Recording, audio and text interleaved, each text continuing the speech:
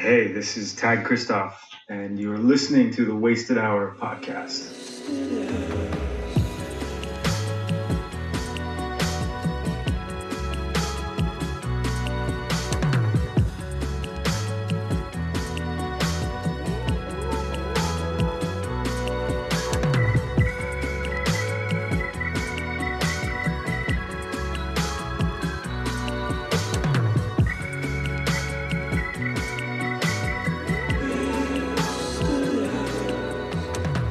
Good evening, this is Martin, and welcome to another episode of the Wasted Hour podcast, the podcast about fashion, artists, inspiration, and creative culture.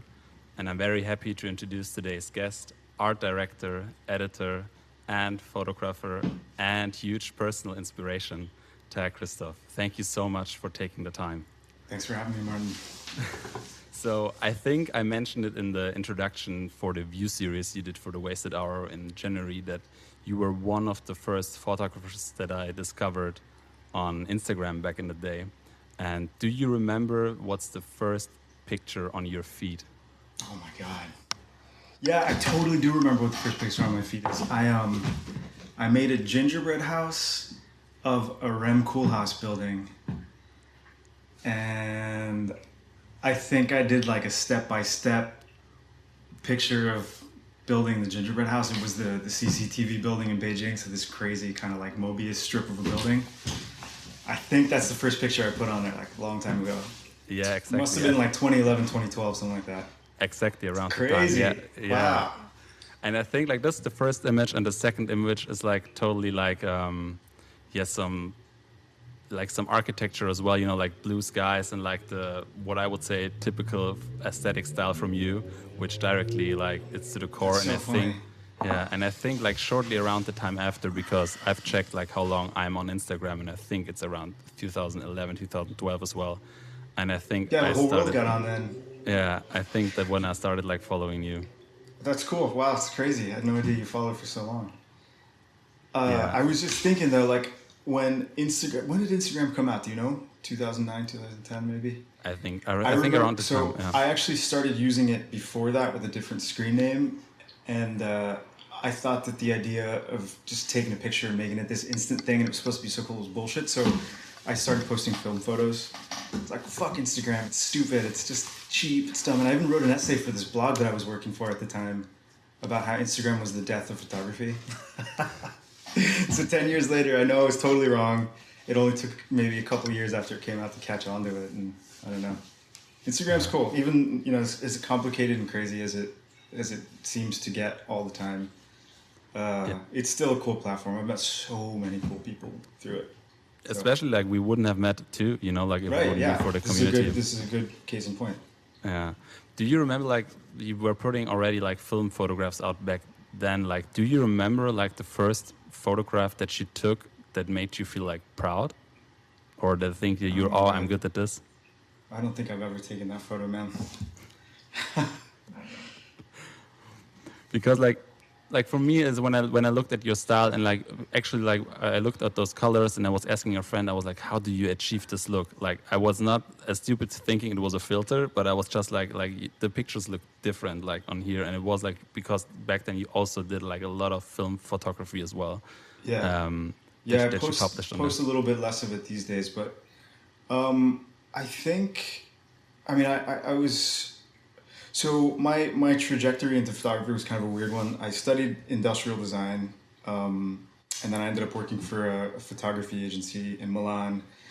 And the guy who was the creative director of the photography agency was an amazing photographer, and he shot 8x10s, these beautiful, like giant black and white 8x10 photos. And I had this crappy little digital camera, and he would make fun of me all the time and just tell me, like, I didn't know what I was doing, and I had no business working there because I didn't know how to take photos, and just kind of in a playful way. And so, like, through him, I bought a little Rolly 35 and started walking around Milan taking pictures, and little by little, got a little better at it. But I think I was always kind of drawn to the same subject matter that I still continue to photograph.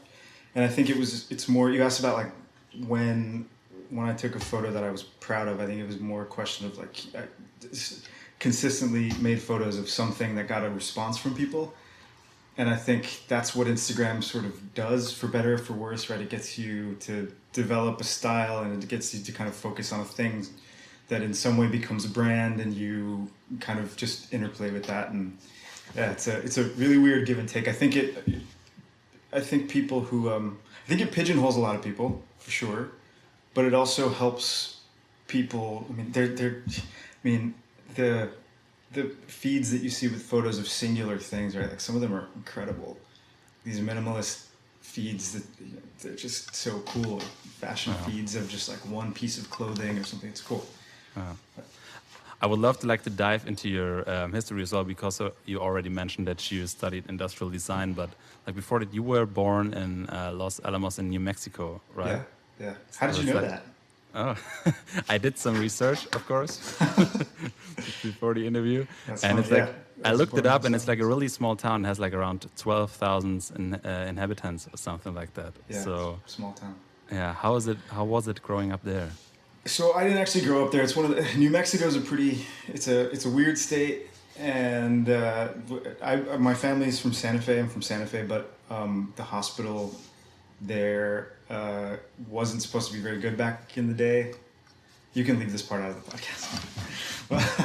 But so the hospital in Los Alamos just happened to be better because there's like a laboratory there, and it's yeah.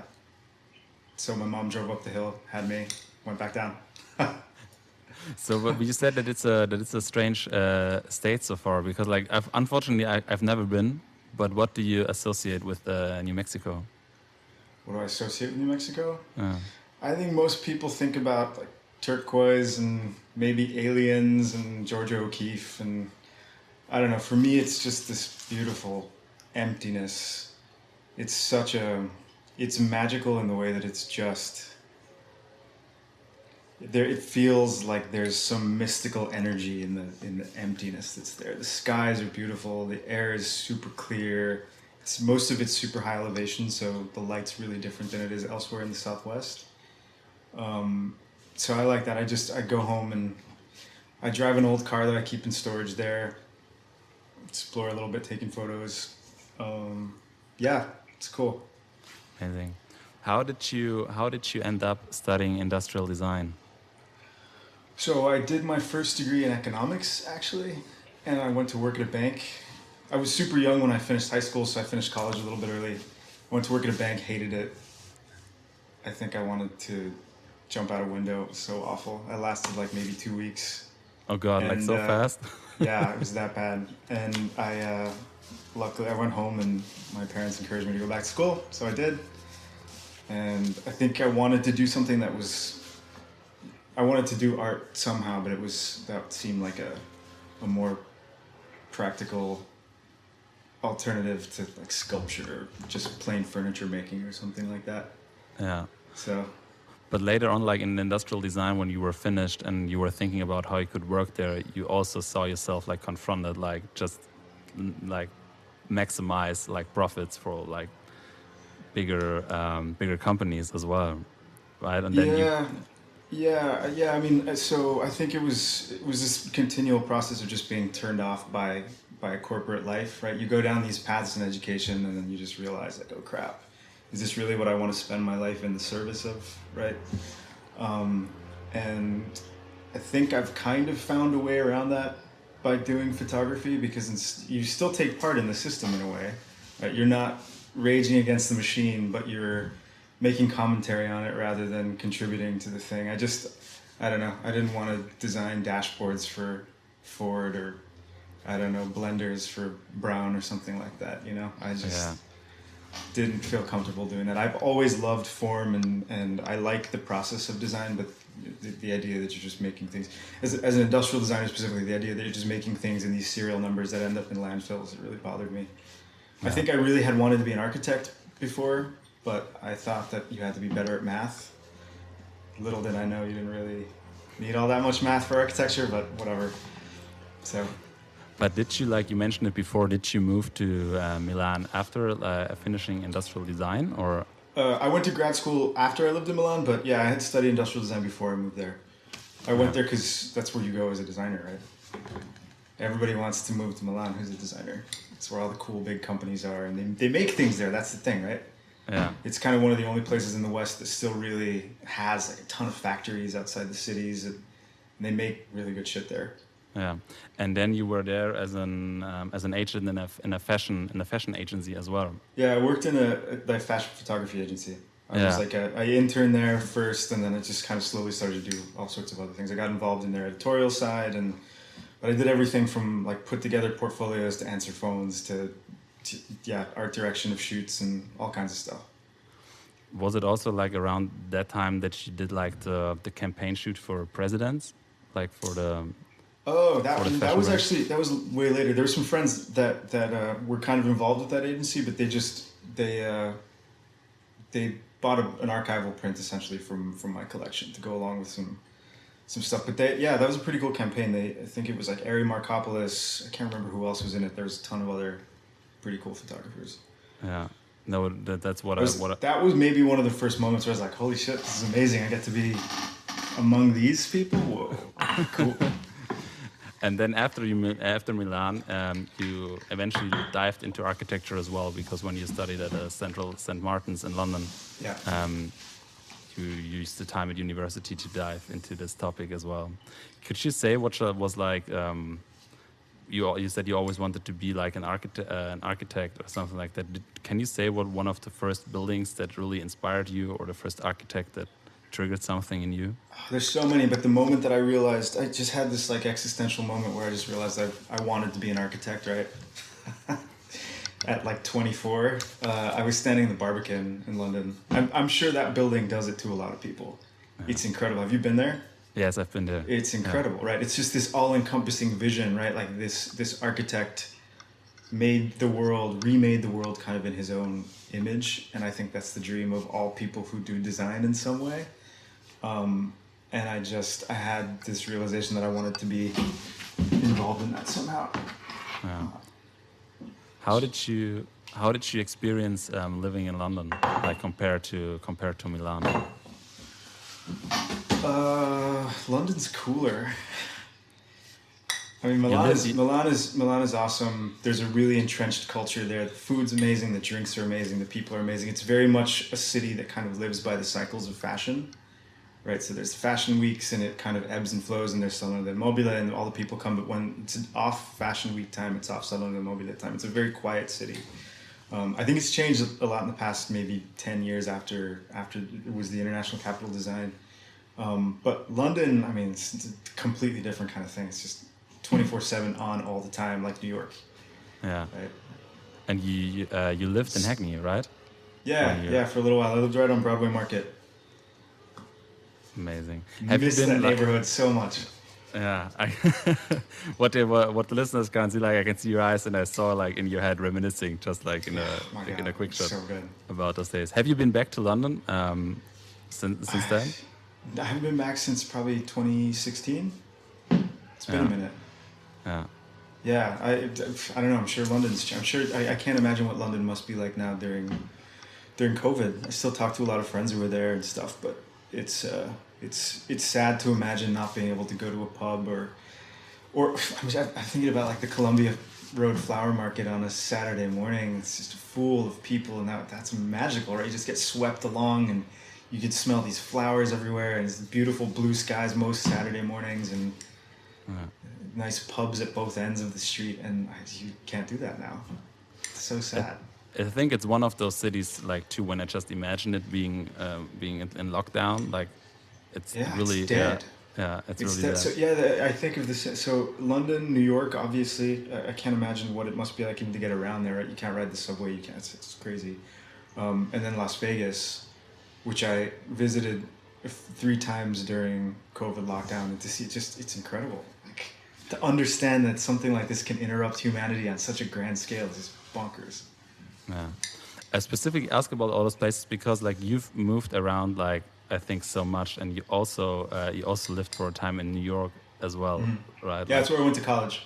Yeah, because like for me, it's always like when I travel around and I be like in cities, like it always like inspires me very much, like just like being in London or like being in New York as well, and but you don't like stay in the same place for a long time. And I think I don't know when, but for me, when I followed you on Instagram, also I saw that you're always like on road trips, like just like driving around town.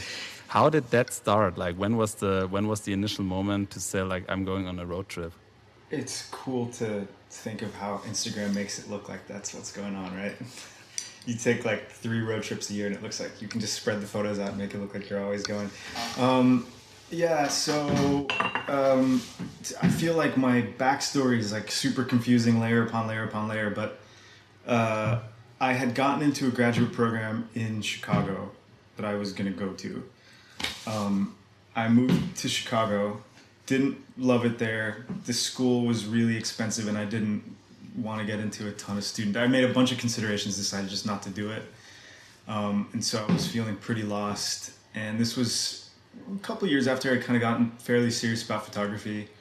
And so I went back to New Mexico, borrowed a car, and just drove. And I ended up in Miami, where I had a friend, slept on the beach along the way, just kind of like went exploring. And yeah, it was all kind of like from that trip. I had such a good time. I was only out on the road for about maybe 15 days or so. But I had never done a road trip, like a real road trip by myself, and I loved it. It was cool. You can just talk to people, you can go wherever the hell you want, you can be whoever you want, you can, I don't know, it's cool. Yeah. It's liberating and freeing to be on the road.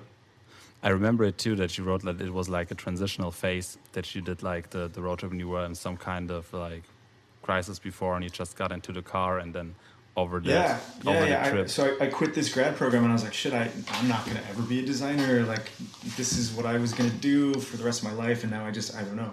I'd already gone back to college for something else. And in the meanwhile, I had been working in Milan, but that wasn't in the same field. And so I just kept convincing myself, like, you just need to go forward with this career. And I just kind of realized slowly that it wasn't the right direction for me. So I eventually did end up going back to Milan, getting my job back, and then the year after that, I went to grad school in London. That's when I moved to Central St. Lawrence. But yeah, it was like this moment where I was just kind of lost, and I had no direction, and it just felt good to like put some miles behind me. You know, yeah. I'm sure you've done that before, right? Traveling is always like that. Because part of the going forward is leaving something behind you. Yeah. And that's what I also wanted to ask. Like, is it like, I think like the initial starting point, like for a road trip, is always to get away from something. And I think the charming part from driving in a car that you can see the miles that you travel, you know, because you look at the outside and the landscape is changing and people are changing and like signs are changing. And I think it does something to you. Yeah, definitely. Along the way.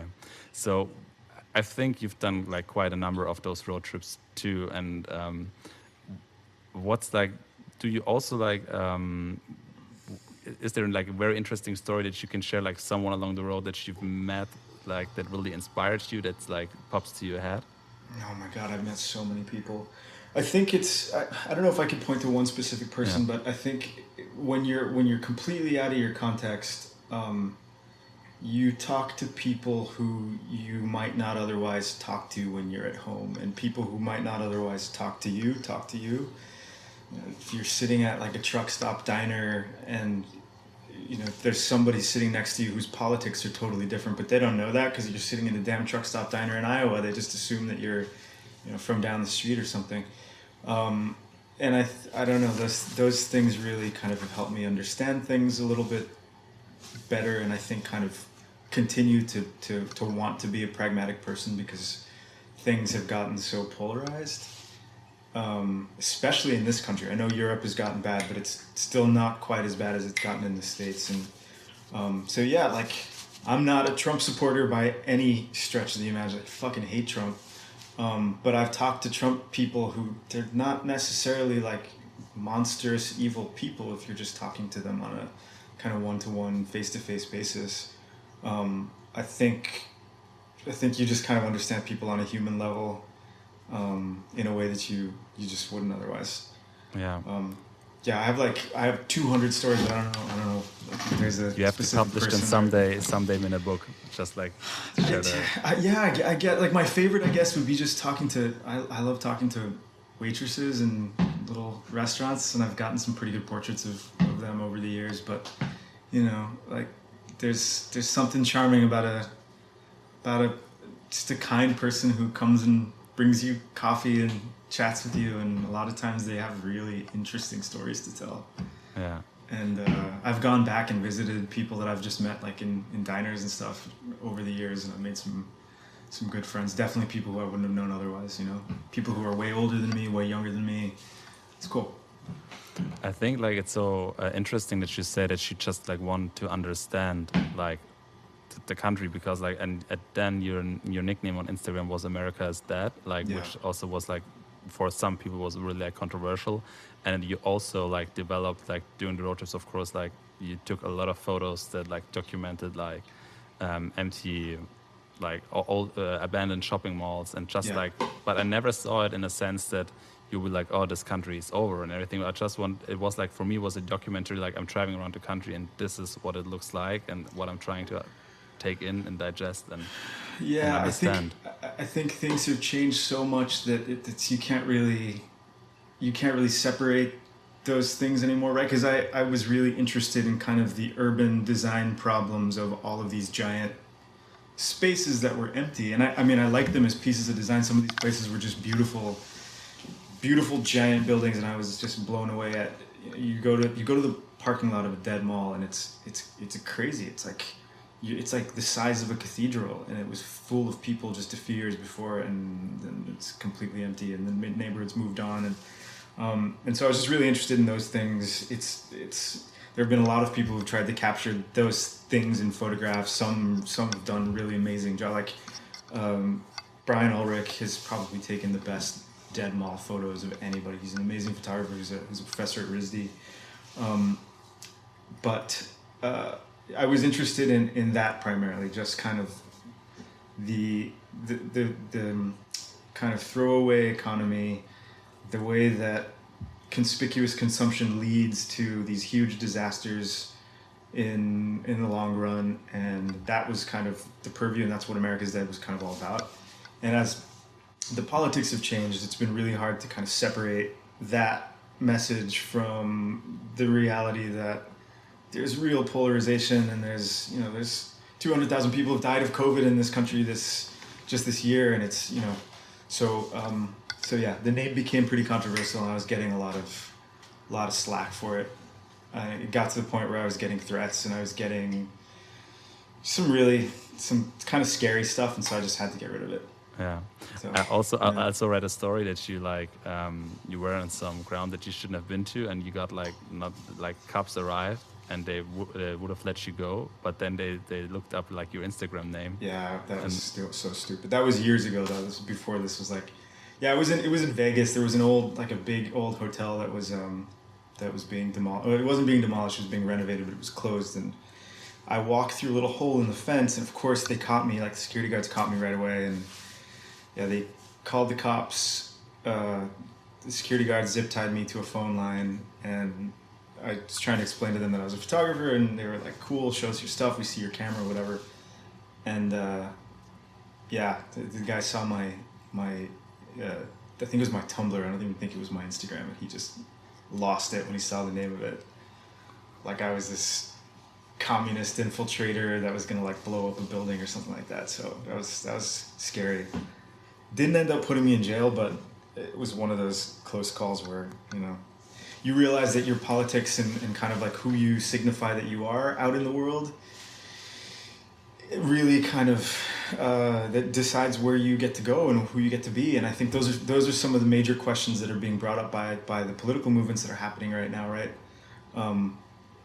Black Lives Matter is important in this country because the central premise of it is that if you look a certain way, you don't get to be in this country the way that other people do, right? And that's true in so many dimensions, right? If you just look different, if you act different, if you have different politics, if you and so that's why those things are kind of so germane to everybody. And I thought I would probably be better off in the long run if I just decided not to make it there's no way for that thing not to be controversial. Yeah. but I also what I love about your account is that you like from time to time speak also your mind about stuff, like that you weigh in on some like political discussions or debates That's what's cool. going on, and you put your thoughts like together. And I think like even like in the current times when you say just your opinion, you always, especially like a person like you has like a lot of followers, there's always like the fear of perhaps of having like a huge backlash about it. But like Yeah. Yeah, I mean, I've gotten some backlash, but I think as you get older, you just get a little bit less nervous about that shit. And at the same time, you realize you kind of have to stand up for yourself. I always feel a little bit silly going out on a limb and saying something, and it's very unfashionable to be pragmatic, to attempt to see both sides of an issue, and I really try to. The story that I tell everybody, and I don't know if it's super appropriate, but I have two sisters. One is a cloistered nun, one is a trans woman, and they're both really good people, but they hate each other. They hate each other. And I obviously agree with the politics of my trans sister a hell of a lot more than I do with the politics of my cloistered nun sister, but I try to have open conversations with both of them, and like the humanity and the consideration and the feelings that go into both are super valid. And I wish that I could build a bridge between the two of them. But if I just like went off on a crazy limb and was like, oh, you're completely wrong, and I don't know, I don't think that helps anything. And so I always just try, and that's not the singular reason, but that's probably the most like illustrative reason in my life that I try to see both sides of the coin. And a lot of times that gets you in trouble, right? You say something that isn't necessarily right in line with what everybody thinks is right to say at the moment, and that's kind of hard to like. It's kind of hard to figure out how to do that in a way that doesn't put people off. But yeah, like I want to hear people out, and I think that it's better if we still, there's not much civility in the discourse in general, but I think if we try to listen to each other rather than just giving up on it, that's the only way we can get anywhere in the future. Truly. I totally. I'm super worried about it. Yeah, I 100% agree with this, because what I'm missing these days is because like, of course, like there is a debate over a lot of things, and what I've found out for myself is that if you just like listen to like people and just like, even if it's not your opinion, but like hear them out, and then you can discuss it, and you can just like get your point across. And for me, it's not about like, oh, I have better arguments than you, and it's just like a ping pong match going back and forth. You can learn like so much, like just like thinking about it for like a day or two, and then I mean, yes, I agree with you, but that said, at the same time, we also have to like call out when we hear real bullshit, because there's a lot of stuff that's just real fucking bullshit. Like, there's no excuse for saying some of the things that people think it's okay to say these days, right? Like, climate change is not real, the earth is flat, like, stuff that's just so far out that no sane person who's not buying into some crazy conspiracy theory thinks this stuff. And I think giving too much oxygen to these things really that's hurting us. So at the same time as, yes, you have to listen to when there is an earnest opinion on both sides, but there's some things that are just not fucking open to argument. Yes. There are just some things that are not open to argument. And I think that instead of giving people who choose to just like bullshit all the time and spread lies, we just need to ignore them. Yes. So the best thing to do is just ignore them. 100% too. That's and the part too. I think it's true. Yeah. I don't know. I think it's literally the question of our time, right? Yeah. I mean, what's not really political as well as, but you also, I think, I don't know how long it was ago, you also officially came out on Instagram as well, like through a post as well, as being gay. Was this a huge step for you? I don't think that was the first time that I'd ever said it but I think it's the first time that I put my face to it, right? Like, I shared a photo of, is that the post you're talking about? I shared a photo of my boyfriend and I? No, you I think it was a self-portrait. I think it was a Polaroid or something like that. That's how I remember it. Oh, yeah. Okay. Yeah. I guess I don't remember. So honestly, like for me, I've never really, I guess I tried to keep myself out of the work that I put up for the longest time, right? It wasn't supposed to be about me, and I still don't feel like it is. But yeah, I guess it was a little bit scary to do that. But I think that we kind of have to practice what we preach some ways in terms of the way we live, right? And I think that our goal is, if you're gay, like, you kind of want it to be a non-event, right? It shouldn't be a big deal to come out. It shouldn't be something that you have to be scared about. On that same token, I don't think you should have to have a coming out party, right? It should just be kind of like a given thing. Like, I just think making a big deal out of it one way or another is kind of counterproductive. Yeah. Not to say that you shouldn't celebrate yourself or, you know, do what feels right to you. But yeah, I just, I don't know. But I think a lot of people were, especially because of that screen name, they were kind of just reading into who I was. And I had to correct that. It was more kind of a question of that. Like, people assumed that I was either like a hardcore Trump supporter or that I was like, I don't know, like I was going to blow up a building or something like that. I don't know. It's just really hard to know. Like, you put something out and it takes on a life of its own quite often. Totally. And I think it was just kind of one of my attempts to just take back my own narrative in a little way. Yeah. So, yeah. But I always like appreciate, like I said before, the honesty, like in your, not only on your pictures, but also like in your posts as well.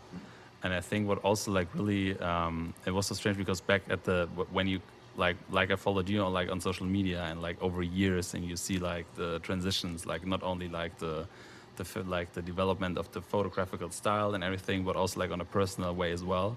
And I think like the first time when I sent a request like for you doing a view series, when I felt ready to send a request for you, You're so nice.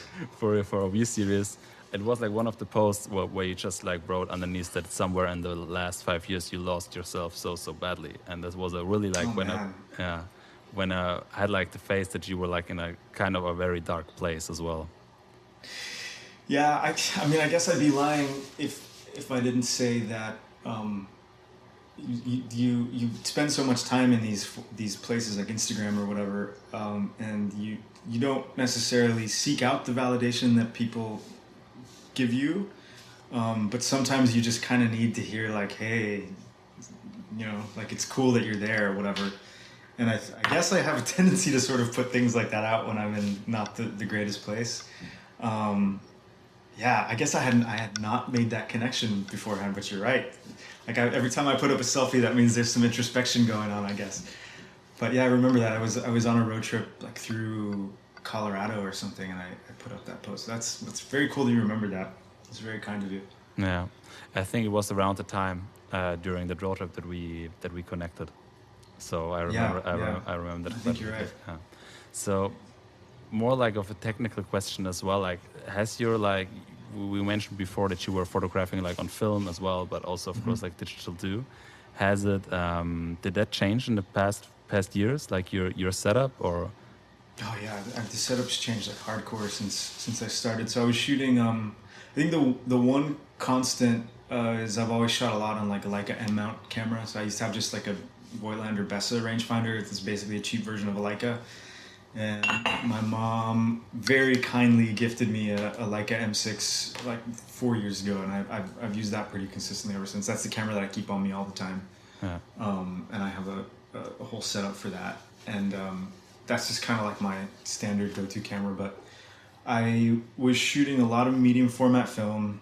I've shot a fair bit of 4x5, but over the past couple of years, I just totally pared back, got rid of all of my film cameras except for the Leica, and I now just shoot digital medium format, and I've got a little Fuji camera. So I shoot like Fuji GFX 50R and a Fuji XT4. Yeah. Oh, it's so funny that you say that, because like when I started doing like analog photography too, I was all like diving into it. For me, it was all about the gear and everything. Like, and I tried like so many different cameras. Always is. And then like now I'm at this point where I'm like, I need like one camera, one digital, one analog, and like that's it. Yeah, so, like, yeah. No, you realize it's just kind of like I've got one friend who travels in a pickup truck, and the dude, I swear to God, must have like 50 cameras with him at any given point. Like the whole bed of his truck is filled with cameras and film and stuff. And I have to give it to him, man. The guy makes it work. He just goes out there. He spends entire days and just in the field making photos, and it's cool. But I just find it such a distraction to have to worry about the modalities of a different camera and all that stuff. So, but also I think the other, everybody talks about how the gear is not important, and it's just, that's kind of half bullshit. It's kind of true, but it's kind of half bullshit. You need a camera that you're comfortable with. You need one that's going to make an image that you're happy with. If you're going to print it, if you're whatever. But the technology for digital cameras has come so far in the past like 3-4 years that you can get some insanely good stuff that you couldn't a few years ago, especially if you're shooting like architecture and landscapes and things like that. You've got these insanely high resolution cameras that are less than $10,000 now that you can shoot and basically get the same print results that you would have on a 6x7. Yeah, exactly. So, but I think so too. And for me, it's not like a versus, like digital versus analog. I think I'm yeah, just like they happy. complement each other. I think sure. totally too. But Yeah. can you say what fascinates you about film, like analog cameras?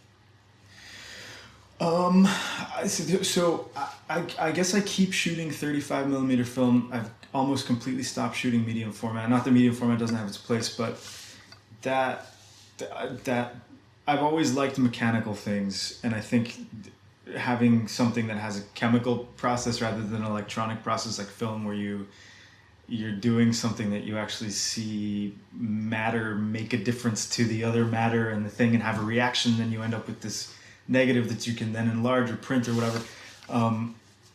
That's just it's a fascinating thing. You never know what you're going to get. It's exciting. It's tough to work that way, but if you're just out exploring with the camera, like film is, it's magic. It's really sad that we've lost it. We've lost being able to do it kind of more easily as part of like a professional workflow. No clients want to work with film. They don't want to let you go out and shoot something in film. It's way too risky. Half the job can get lost. Or, there's so many steps along the way that something could happen. But yeah, it's magic. There's a tactility to it, both in the process and in the actual end result, which just makes it amazing. But again, like the reason that you wanted to shoot medium format before was that you had these really, really nice, big, precise cameras with glorious lenses that you can get this texture and a dynamic range that you couldn't with digital before. And now I think digital kind of almost does that, especially with these new medium format cameras. And so I don't have as much of a need for shooting for shooting film medium format anymore, because I feel like the digital cameras do that. But there's something about 35 still that there's just the magic. And also like large format film, you can't really do that with, so 4x5, 8x10, you can't match that with digital. There's just a creaminess but there's that middle ground of like medium format that I think it's a little bit obsolete considering how good the new digital cameras are. Yeah. Cool. Not without exception, but you can make some insanely good stuff on digital that you couldn't years ago. Like Stephen Shore started shooting with a digital medium format. He's been using digital for years, but his stuff that he's making with the digital medium format camera now looks like the stuff that he was making with the View camera in the 70s. It's incredible. Oh, I have to check that out. Yeah. Yeah, it's good. Yeah. And I think you have to stay open for like all the things that happen. I mean, I love analog as Totally. well. I love analog, and I always will, and love shooting like the editorials on film and everything. But at the same time, just for like some workflow, and also like for you getting out of your comfort zone too, and just shooting digital as well. I think it complements each other, and it puts you as a photographer into like a new place as well. Totally. Yeah, no, I think every modality that you can find a way to shoot in helps you see things in a different way.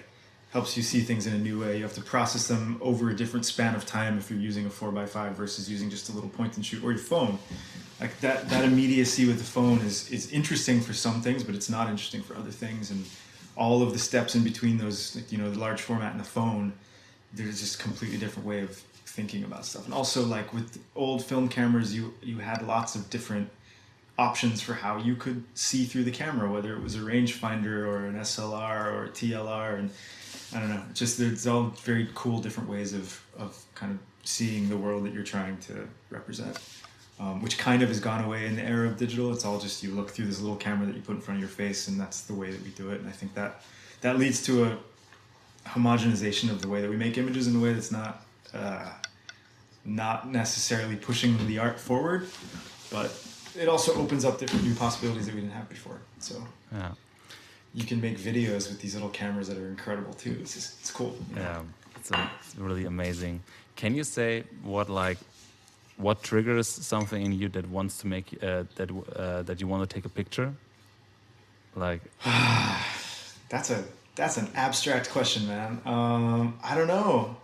You just, I think you, after a certain amount of time, you just sort of learn to see in images. And if you're, whether you're in the studio or just like walking down a street somewhere, you see something that looks compelling, and it can be anything.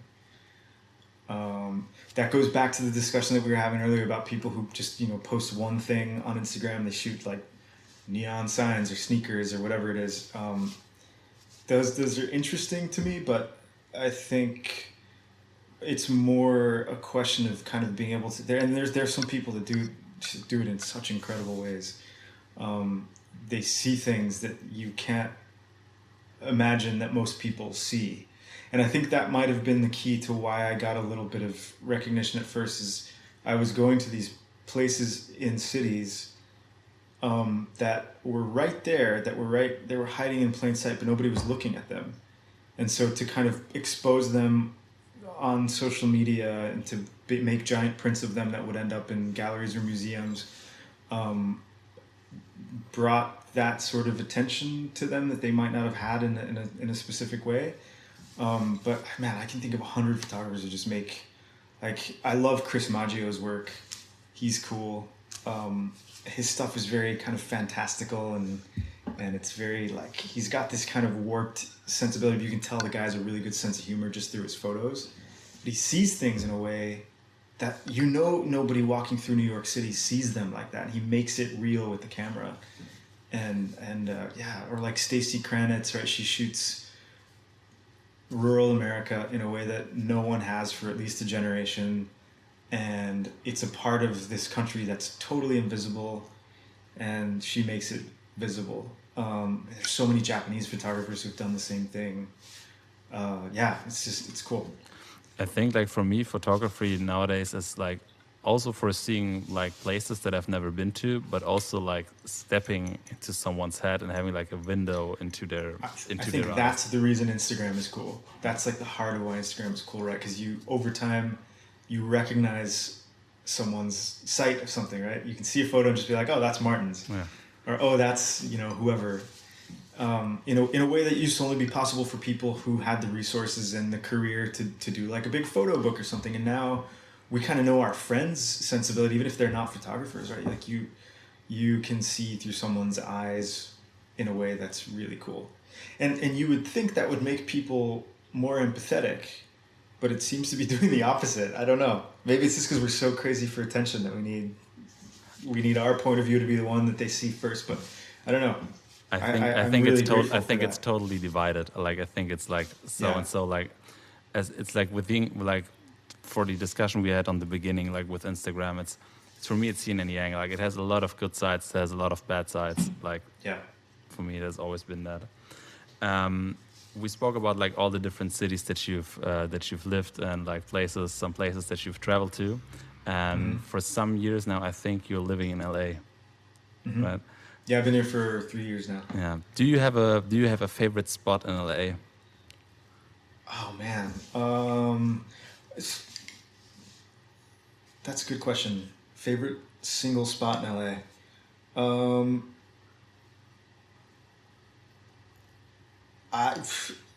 Maybe Musso and Frank's.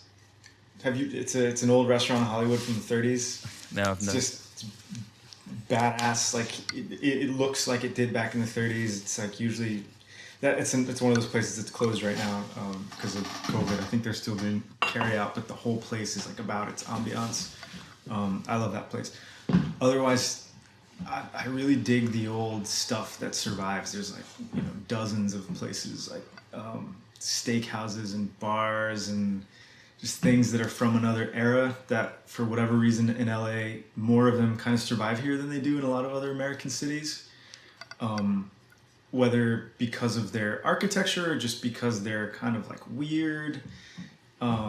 those places here are really magical. There's a little crappy family restaurant in Glendale called Conrad's. There's one in Pasadena too, and they both just really kind of boring, generic restaurants, but they look like they're right at, like you step in and you're like in 1975. Amazing. And it's completely unself-conscious. It's not like they're not trying to be retro, they're not anything, but you go in, like they have things on the menu like cottage cheese with like canned fruit and like wedge salads, and like it's just like old school food, and all the people that go there are like kind of old, but man, they make good old fashions, and it's like super chill, and you can just sit in there and like drink a cup of coffee and read a book, and you feel like you're in another time.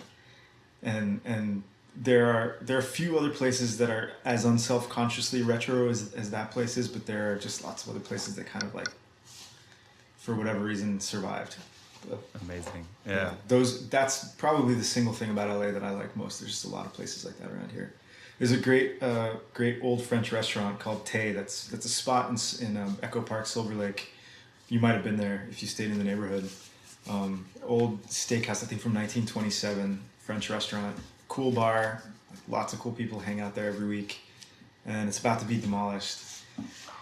And it's so sad. It's so sad. It's so sad. Like these things can survive up to a certain point, but the land that it's sitting on is worth so much money that some developers they already bought it and they're gonna build a stupid condo building there that will have no sense of place, and I don't know. Yeah. I think the beauty of those places is like, for one thing, that you can like step into another time when you like go through the door, and you get a glimpse of like 1975, like you said before. And also like for me, like I always have so much nostalgic feelings about places and like bars and restaurants and everything. Yeah. But all those places are like somehow timely limited, and either you've been there like during that time or like not, and then it kind of like everyone that's been around that time has like a common ground, like, and oh, I miss that place. It was so cool. Yeah, it's funny how we share, but it's also funny how that, like, the market has no way of valuing that, right? Like, you think that developers would be smart enough to just be like, hey, people love this place. It's like people are in love with this place. It's got a history. Let's leave it alone. I guess things have to make money when they're in an expensive city, but at the same time, like, why would you replace it with the thing nobody's gonna give a shit about? Yeah. Knock it down to build a stupid apartment building. I don't know. It's that's the way American urbanism works, though. Yeah. For me, it's still like tearing out the soul of something, you know, like, because completely, like, completely. It's like the heart of a place. Yeah. Are these places that have these layers of memories in them, right? Yeah. Yeah, for sure. So, like, now you're living in LA, and of course, like, we have the current pandemic going on. But what are your next plans? Because, like, you also, like, what I didn't mention before, you also write amazing stuff sometimes as an editor, and like always when I come across your other work that you're doing, I'm always amazed by all the stuff that you're doing. So, what are you up to at the moment, and what's next? Oh, that's nice of you, man. So I'm working on a few editorial projects and some photo projects, but now in the lead up to the election, I'm gonna definitely take another road trip a couple weeks before the election, just to see.